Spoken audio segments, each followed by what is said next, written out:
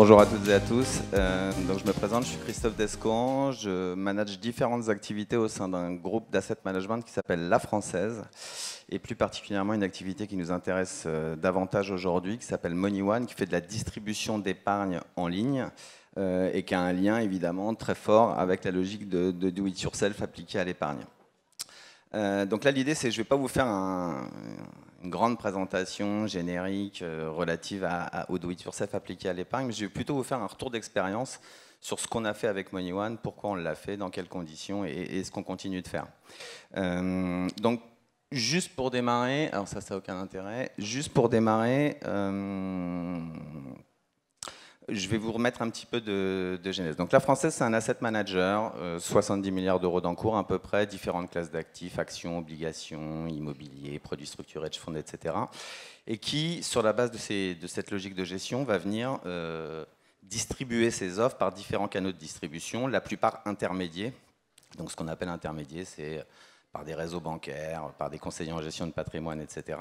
Et puis également, suite à une acquisition qu'on a fait il y a quelques années, on fait de la distribution directe auprès de clients privés particuliers, donc comme vous et moi.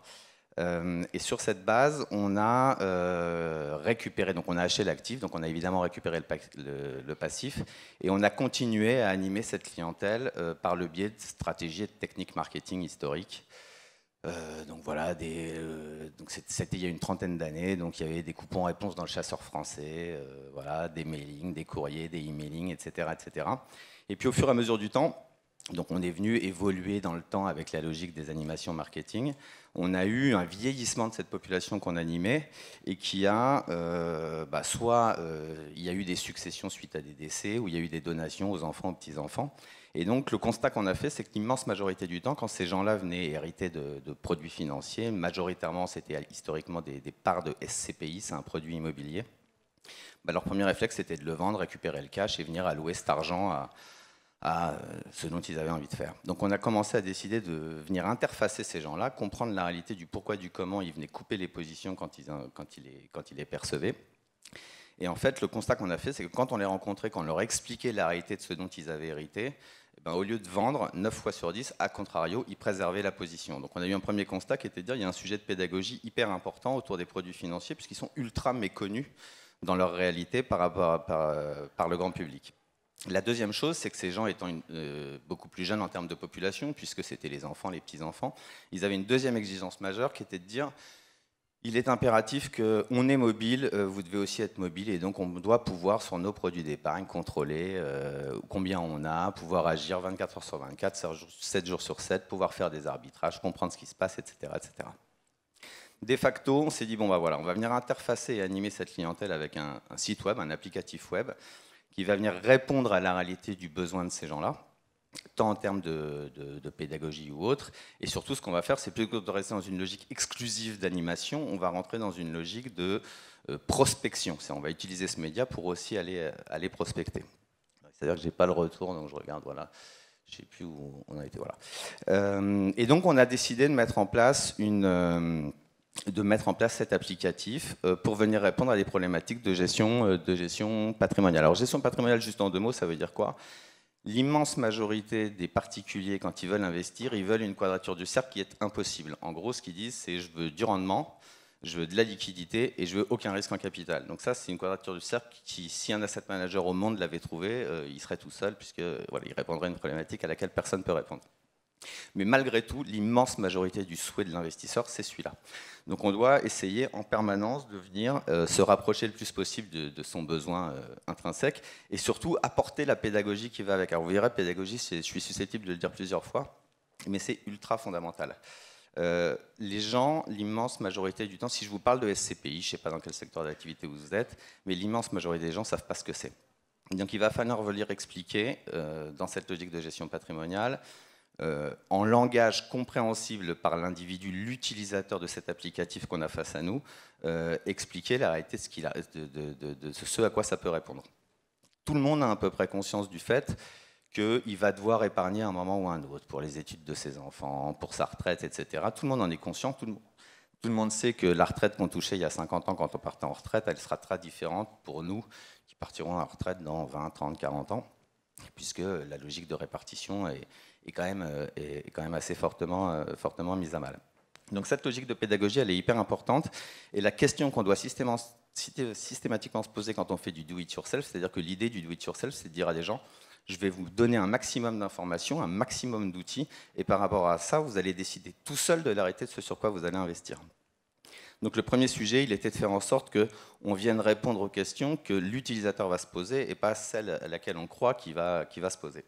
Donc on a fait des panels, etc. Et on est venu essayer de créer la pédagogie qui va avec. La deuxième, c'est qu'il doit y avoir une réalité de transparence absolue. C'est-à-dire que les gens doivent comprendre la réalité de ce qu'ils achètent et ce à quoi ça correspond. Quand vous dites je vais vous vendre un produit qui fait 5%, ça veut dire quoi? Ça veut dire que si vous mettez 100, vous allez toucher 5. Très bien. Mais vous avez quelle fiscalité? Est-ce que c'est des actifs que vous achetez à crédit, etc. Il reste combien dans votre poche à la réalité à la fin? Donc c'est exactement à ces questions-là qu'on doit répondre. Les gens, on ne doit pas leur dire j'ai des produits avec des jargons techniques qui font ci ou qui font ça. Eux doivent nous dire j'ai 10 000 euros, j'ai 3 enfants, dans 5 ans pour le premier et dans 10 ans pour le deuxième, ils seront étudiants. Ils vont me coûter 3 000 euros par an, par exemple, pendant 4 ans. Comment je fais aujourd'hui pour venir m'exposer à des choses qui font que je serais capable de les financer à ce moment-là? Voilà. C'est à ça qu'on doit répondre. Et à la rigueur, les modalités techniques derrière qui vont arriver à cette finalité, elles n'ont aucun intérêt pour l'utilisateur, en tout cas dans une logique de do-it-yourself. Donc ça, c'est la première chose, qui est un élément hyper important sur lequel je reviendrai. Logique de projet intrapreneurial, alors ça je vais en parler juste 2 minutes. L'intérêt majeur de cette chose, c'est que quand on a fait ce constat, on a simplement venu dire à notre management qu'il fallait qu'on mette cet applicatif en place. La réponse qu'il a fait, c'est dire ok, mais je ne veux pas en entendre parler. Donc en gros, il nous a donné autorité pour monter une équipe pluridisciplinaire qu'on est venu piocher dans les différentes compétences du groupe. On a créé un modèle start-up, tout simplement, à hiérarchique totale. Et on est venu déployer ça, et 7 mois plus tard, on réussissait à lancer ce site dans un groupe normalement constitué. C'est un type de projet qui dure 2 ans, 3 ans, parce qu'il y a toujours un problème X ou Y. Donc ça, c'était une première logique qui était assez intéressante. Et le deuxième intérêt de ça, c'est que vu que ces équipes étaient pluridisciplinaires, elles sont toutes venues diffuser de manière indirecte une culture dans chacun de leurs départements, une culture de la digitalisation, etc. La digitalisation, aujourd'hui, on en parle dans une logique de distribution de produits d'épargne, mais quand vous êtes dans un département juridique, permettre la signature électronique de conventions, par exemple, ça peut paraître tout con, mais c'est des choses qui sont assez fondamentales. Donc on a fait baigner les gens dans cette réalité-là. Labellisé, récompensé, ok, on est fiers, on le dit, on a été labellisé par différentes structures, et les récompenses, on les doit surtout au fait qu'on a réussi à déployer quelque chose qui est encore unique aujourd'hui, c'est-à-dire la capacité de dématérialiser des produits d'épargne complexes, type, donc je vous parlais d'immobilier, aujourd'hui, MoneyOne, ça permet par exemple à un individu, quel qu'il soit, à l'heure qu'il veut, quand il veut, comme il veut, de venir acheter avec une chaîne totalement dématérialisée des actifs immobiliers. Donc ça, on est encore les seuls à réussir à le faire. Vous avez d'autres structures qui ont la capacité de venir distribuer des produits d'épargne, mais pas en full digital. Alors ça, c'est la première question qu'on s'est posée, c'est et on se la pose tous les jours, c'est est-ce qu'on peut disrupter notre propre marché? Et le problème, c'est qu'on a constaté que oui, on pouvait disrupter notre propre marché, et donc il fallait évidemment qu'on soit les premiers à le faire, en tout cas, qu'on essaie de le faire. Et donc, voilà, on essaie de s'auto-disrupter, puisque l'immense majorité, ce que je vous évoquais en introduction, l'immense majorité des asset managers utilisent un intermédiaire pour accéder au client final. Nous, on est un des premiers asset managers.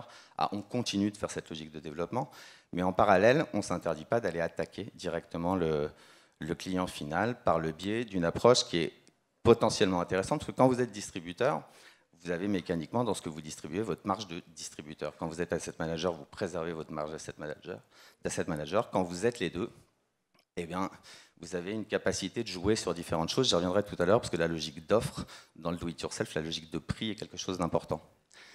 Le potentiel mass market, alors l'idée, c'est justement de venir démocratiser l'épargne auprès du plus grand nombre, par une logique qui est soit méconnue, soit jugée négativement, le banquier, l'assureur, etc. On le sait tous, c'est quand même globalement pour les gens le vilain petit canard, à tort ou à raison. L'idée, c'était d'expliquer au mass market que c'est inéluctable le fait de venir exposer un petit peu de cash à un moment ou à un autre pour venir prévoir l'avenir, pour les projets que sont ceux des uns ou des autres. Juste 2-3 chiffres. SCPI, OPCVM, quand vous interrogez 100 personnes, vous en avez 4 qui sont capables de vous dire ce que c'est. Donc vous avez 4% de la population qui a un certain affect avec la réalité de ce que sont des produits d'épargne. La deuxième chose, c'est qu'il y a 450 milliards d'euros posés sur des comptes courants, aujourd'hui en France, uniquement en France. Ça veut dire que quand vous avez une inflation, je dis n'importe quoi, à 1,5 ou 2%, chaque année, les Français perdent 2% de pouvoir d'achat sur les 450 milliards qu'ils ont en compte courant. Donc il y a un potentiel qui est gigantesque. Le seul sujet, c'est de faire matcher la réalité de ce qu'on est susceptible de proposer à la réalité du besoin qui est le leur, en expliquant qu'on peut démocratiser ce truc-là. Ce n'est pas réservé à des élites ou autres. Donc ça, c'est un deuxième élément important. Et pour ça, il y aura un impact très significatif sur l'offre, j'y reviendrai. Alors, ça a été quoi notre target quand on a mis ça en place, et la logique de do it yourself. Alors, mon prédécesseur parlait des millennials, etc. Ce qui est assez intéressant avec la logique des millennials, on a fait 2-3 études avec ça. Une étude qui est assez intéressante. En gros, les plus de 35 ans, ils vont considérer, dans les logiques de marketing, vous savez, il y a des gens qui ne supportent pas, par exemple, le fait d'avoir recherché un hôtel sur Google, et puis quand ils vont se connecter à l'équipe ou à je sais pas quel journal, ils voient arriver la pub pour ce même hôtel. L'immense majorité des gens de plus de 35 ans ou 40 ans vont considérer que c'est intrusif par rapport à eux. Les moins de 35 ans, la logique millennials va considérer que c'est smart puisqu'on vient leur proposer la réalité de ce dont ils ont besoin au moment où ils en ont besoin. Si vous détestez le sport et qu'on vient vous proposer un abonnement fitness toute la journée, sur le millennial, ça va être une agression. Donc ça, c'était hyper important pour nous, une logique de rajeunissement de la clientèle, de faire prendre conscience du bien fondé de venir s'exposer au marché financier le plus tôt possible et de faire en sorte que ça soit possible. Je vous parlais d'offres tout à l'heure. Aujourd'hui, pour ouvrir un contrat d'assurance vie un peu sympa, il faut au minimum mettre 5 000 euros. Donc voilà, tout le monde ne peut pas le faire. On est en train de monter des offres, par exemple, avec des gens qui acceptent de verser 10 euros par mois, par exemple. Voilà. Donc il faut démocratiser aussi les solutions d'épargne pour qu'elles viennent matcher avec le besoin spécifique de l'individu. C'est des choses extrêmement simples. Quand vous le dites à des gens, aujourd'hui, l'immense majorité des gens qui font un enfant, ils vont lui ouvrir un livret A et mettre 10, 20 euros par mois. Ben voilà, vous pouvez faire la même chose, mais sur quelque chose qui rapporte 4, 5, 6, 7 fois plus. Donc voilà, mais pour ça, il faut le démocratiser et le faire savoir. Donc le rajeunissement de la clientèle par le biais d'une offre adaptée et d'une pédagogie extrêmement poussée est quelque chose qui fait que ça fonctionne. Démocratiser l'investissement, c'est exactement ce que je viens de vous dire. En gros, il faut faire en sorte qu'il soit accessible et bien démontrer que ce n'est pas quelque chose d'élitiste. Offre 100% digital, ça c'est non négociable, c'est-à-dire qu'on doit pouvoir, au moment où on a décidé qu'on voulait le faire, aller simuler quelque chose, aller comprendre la réalité de ce qu'on fait, etc., etc. Et la capacité de l'enregistrer et de le savoir. Ce qui est très différent entre l'épargne et un bien de consommation classique, c'est que c'est rarement impulsif quand même comme achat. C'est-à-dire que vous allez aller sur vente privée ou je sais pas quoi, vous allez voir une paire de baskets, vous allez dire ok, elle est super, je la veux, je l'achète. Vous allez rarement avoir le même réflexe pour vous dire je vais placer 5 000 ou 3 000 ou 2 000 euros sur un produit d'épargne. Ça ne va pas être impulsif. Donc il faut permettre à travers des outils digitaux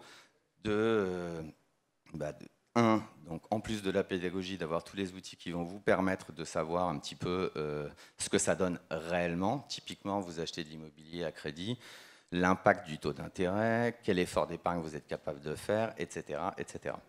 Donc tout ça, la simulation de votre fiscalité, être assisté au moment où il faudra faire une déclaration d'impôt, etc.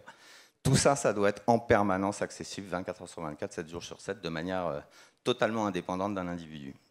Donc ça, la logique de digitalisation, elle est fondamentale dans une logique de do-it-yourself et s'associe à ça évidemment la qualité d'exécution. Voilà, vous comme moi, on pardonne absolument pas les erreurs d'exécution. Vous allez quelque part, vous cliquez, ça mouline, ça marche. Ça marche pas, vous allez sanctionner. La pédagogie, on l'a vu et revu, on en a parlé un maximum de fois, mais c'est effectivement extrêmement important.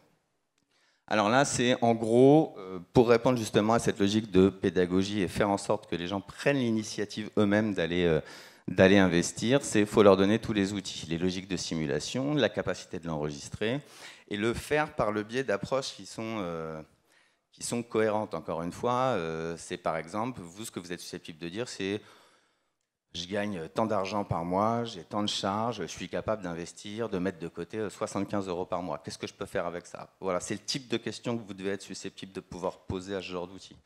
de manière à ce que ça vienne vous dire, bah voilà, il y a telle solution, ça vous donnera tel rendement, vous prendrez tel risque, etc. Et après, à vous de venir graduer la réalité du risque que vous voulez bien prendre.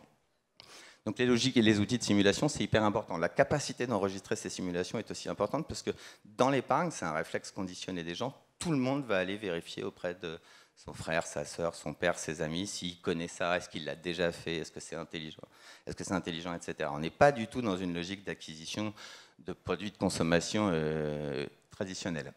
La pédagogie, j'y reviens pas. Allocation par projet de vie, ça aussi c'est fondamental. Quand on veut proposer une capacité de do-it-yourself sur des produits d'épargne, encore une fois, je fais souvent le parallèle avec l'automobile. Moi, quand je vais acheter une voiture, ce qui va m'intéresser de savoir, c'est quelle couleur elle est-ce qu'elle se garde toute seule et combien elle consomme. C'est à peu près ça. Il y a d'autres personnes qui vont vouloir impérativement savoir est-ce qu'elle a un double carburateur, 3 pots d'échappement, etc. Chacun a sa propre problématique. Moi, personnellement, savoir comment est fabriqué le moteur, etc., c'est le cadet de mes soucis. Je veux juste savoir à peu près à quoi ça correspond en termes de confort. C'est à peu près ça. Ben là, la logique est exactement la même. On ne va pas dire aux gens et essayer d'expliquer ce que c'est qu'un produit structuré, ce que c'est qu'une SCPI ou autre. On va dire, par rapport à la problématique qui est la vôtre et à l'objectif qui est le vôtre, on va se charger de fabriquer l'allocation qui est la bonne et de vous exposer au marché pour que ça y réponde. Donc c'est ça aussi. Mais en parallèle, on se doit d'avoir la capacité de donner les éléments les plus techniques possibles à ceux qui voudraient les avoir. Les fiches produits, c'est ça, c'est les éléments techniques. Géolocalisation du patrimoine, c'est quelque chose qu'on a mis, mais sur l'immobilier, quand vous achetez un produit d'épargne immobilier, la plupart du temps, ça a un impact hyper positif de savoir la réalité de ce que vous achetez en sous-jacent. Sticky, mémo, etc. Ça, c'est juste pour dire, il me reste 1 minute, c'est juste pour dire que, évidemment, vous pouvez interfacer un individu si nécessaire pour avoir différentes informations. Ça, c'est les targets futurs. Au moment où on a créé le produit, en aucun cas on a voulu faire un événement, on a voulu générer un mouvement. C'est-à-dire qu'on veut sans arrêt être en mouvement puisque le monde bouge à une vitesse hallucinante et on se doit de le suivre. Donc, enrichissement et diversification de l'offre, c'est ce que j'évoquais tout à l'heure. Si les contrats sont accessibles à 5 000, il faut les rendre accessibles à 10 €. Si, voilà, je sais pas quoi, si demain il y a un intérêt majeur pour venir investir dans des boîtes qui font de l'impact investing, c'est d'ailleurs quelque chose sur lequel on bosse, alors on doit pouvoir venir proposer des offres qui répondront à ça. Ou alors venir amener des solutions qui permettent d'avoir un impact direct ou indirect sur voilà, l'environnement ou autre.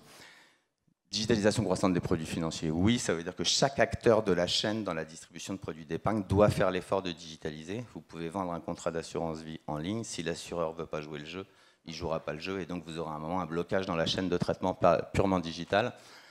Robo-advisor, c'est permettre l'accompagnement. Alors il y a des choses qui sont absolument géniales en ce moment qui se font et qui répondent aussi à la logique de do it yourself, c'est vous allez rentrer des datas à l'intérieur d'un outil qui va venir vous proposer une allocation qui paraît intelligente par rapport à ce que vous voulez faire.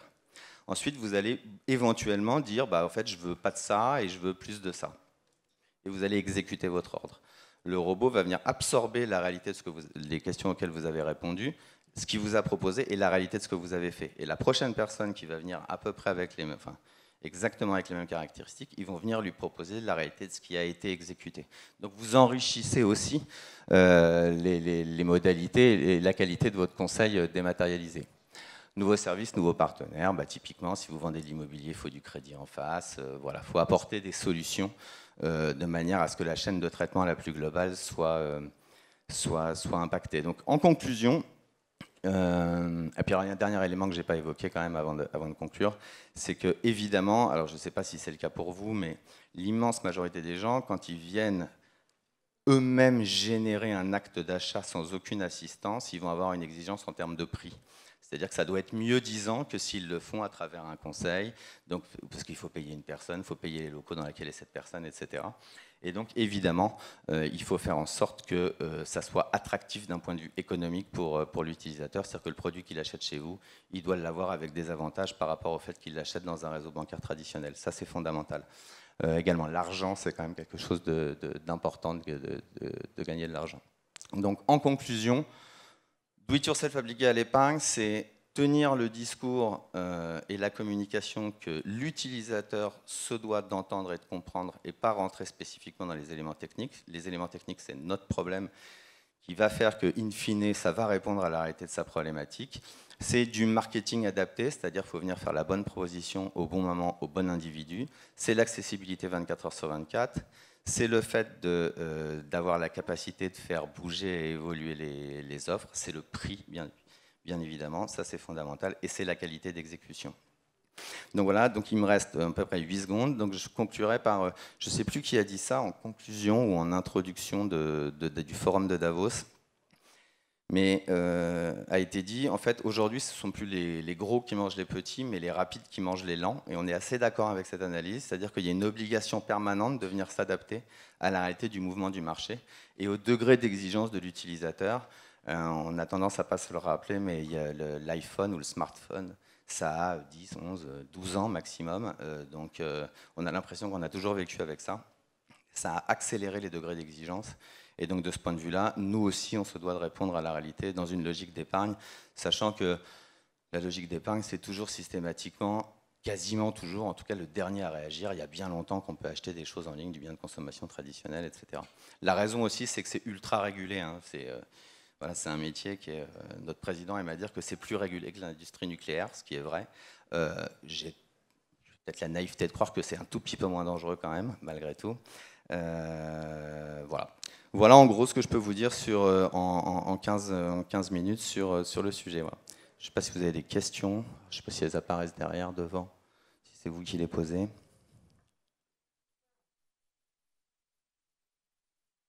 Pas de questions? Rien, donc j'en sais rien. Ah, derrière. Oh, alors les nouvelles techno, driver important dans notre nouvelle solution, j'ai envie de dire oui et non. En fait, la logique de... Alors je vais dire oui et non, c'est-à-dire est-ce aujourd'hui, ce qui n'arrivait pas sur les 50 dernières années, c'est-à-dire que l'épargne, c'est un truc qui est structuré depuis toujours, il y a des gens qui gèrent, il y a des banquiers qui vendent ou des conseillers en gestion de patrimoine qui vendent, etc. Il y a les nouveaux médias qui permettent d'avoir une logique de distribution, mais qui pour la plupart du temps sont quand même issus de gens qui ont ce biais épargne ou cette culture-là. La vraie disruption possible, c'est les nouveaux entrants d'un point de vue techno. C'est-à-dire qu'aujourd'hui, ce qu'on constate, c'est qu'il y a des nouveaux entrants d'un point de vue techno. J'entendais tout à l'heure sur la grande scène quelqu'un qui parlait des blockchains. La blockchain demain, de par sa capacité techno, elle est capable de venir révolutionner la distribution d'épargne. Et vous avez un risque de disruption totale de votre business par le biais d'entrants qui viennent par la techno et pas du tout par la compétence d'épargne originellement. Donc oui, c'est quelque chose qu'on suit. Est-ce qu'aujourd'hui, c'est fondamental d'avoir la techno la plus aboutie pour pouvoir le proposer? J'ai envie de dire non, il faut un minimum de techno. Encore une fois, l'exécution est fondamentale, il faut que ça soit solide, mais ce n'est pas encore fondamental. Par contre, on le suit de très près parce que ça peut venir disrupter nos propres modèles de distrib. Paperless, oui, c'est zéro papier, même l'objectif, hein, il est simple. Alors encore une fois, en do it yourself. Quand vous êtes dans une logique de do it yourself, vu que vous donnez la main à quelqu'un qui peut le faire à n'importe quel moment, il faut évidemment qu'il n'ait aucune interaction papier à faire. Donc ça, oui, c'est complètement... Alors le devoir de conseil, c'est une excellente question. On n'interdit pas le fait de pouvoir conseiller l'individu qui le fait. Après, c'est l'hypocrisie du système qui est comme ça. C'est que selon votre statut juridique, je ne vais pas rentrer en détail trop technique, mais selon votre statut juridique, ce qu'on appelle la RTO, c'est-à-dire que c'est réception-transmission d'ordre, selon le statut juridique que vous avez, vous pouvez le faire sans interfacer un conseil spécifique. C'est-à-dire que vous donnez tous les éléments possibles et imaginables autour de ce que vous proposez comme produit, et les gens achètent en leur âme et conscience. C'est-à-dire que vous ne leur dites pas de prendre tel ou tel produit. Vous leur donnez des éléments d'information qui font qu'ils vont décider de prendre ou tel produit. Donc là, vous n'avez pas besoin de conseil. Après, il y a des produits d'épargne, on parlait d'assurance vie tout à l'heure, par exemple, ce n'est pas soumis à négociation, ça doit être soumis à un conseil. Mais ce conseil, vous pouvez aussi le digitaliser. Paperless, on en a parlé. Alors, le lancement, le retour d'expérience et le retour des premiers clients. Donc, le retour d'expérience, c'est qu'évidemment, on avance en marchant et on fait évoluer en permanence. La très très bonne nouvelle, c'est qu'on a 75 à 80% de new cash. Ça veut dire que l'immense majorité de la production que l'on génère par le biais de cet outil n'est pas issue de clients historiques existants, mais bien de new cash. Ça veut dire que l'approche vis-à-vis de nouveaux entrants qu'on connaît ni d'Adam ni d'Ève, qu'on attaque par le biais des techniques marketing, ça fonctionne plutôt bien, donc c'est plutôt un très bon retour d'expérience. En termes de production, ça va peut-être rien vous dire, parce que, voilà, mais si je dois donner des chiffres, c'est une vingtaine de millions de productions en 2018, mais c'est 20 millions de productions sans intermédiaire, donc c'est à peu près l'équivalent de 80 ou 100 millions de productions via un intermédiaire en termes de rémunération pour un asset manager. Donc ce qui est un élément fondamental en termes de modèle économique. Voilà. Alors, ça c'est une excellente question, Yomoni. Je pense que Yomoni, leur problématique, c'est qu'ils ont eu raison un tout petit peu trop tôt, en fait. C'est aussi simple que ça. Et en partant du principe, donc, si vous voulez, ils sont venus proposer de manière discountée des gestions, on appelle des gestions pilotées à l'intérieur de contrats basés sur des trackers. Je ne sais pas si vous êtes familier, mais déjà rien que ça, vous arrêtez 90% de la population. C'est-à-dire que c'est la manière d'appréhender l'utilisateur qui, de mon point de vue, a été pas complètement adaptée à la réalité du besoin de l'utilisateur par Yomoni. Par contre, l'idée, elle est très très bonne, le discount, il est réel. Et donc évidemment, le biais, c'est qu'ils ont quand même mis énormément d'argent sur la table, énormément communiqué, qu'aujourd'hui on a tous des actionnaires, sa volonté de payback, elle n'est pas à 50 ans. Et Yomoni, tout simplement, vu qu'ils ont créé une espèce de techno et de capacité de faire qui est plutôt pas mal, mais qu'elle n'a pas le succès escompté sur la réalité de la cible B2C, bien évidemment, ils prennent un biais B2B qui va générer une volumétrie supérieure. Est-ce que nous, on veut le faire? Je vais être très transparent avec vous. Sur la logique MoneyOne, clairement pas. Son objectif, c'est bien d'attaquer le B2C et de faire en sorte qu'elle puisse développer cette activité-là, et on n'a pas vocation à en faire un outil B2B. Par contre, les technologies qu'on déploie, quand on s'est dématérialisé aujourd'hui de l'immobilier, il n'y a aucune raison que la partie commerciale du groupe La Française qui vend à des intermédiaires ne propose pas cette solution à ces mêmes intermédiaires. Donc est-ce qu'on crée des synergies? Oui, évidemment, oui, pardon, je suis très en retard. Est-ce qu'on crée des synergies? La réponse est oui, mais est-ce que MoneyOne a vocation à aller en B2B? La réponse est non. Voilà. Merci beaucoup.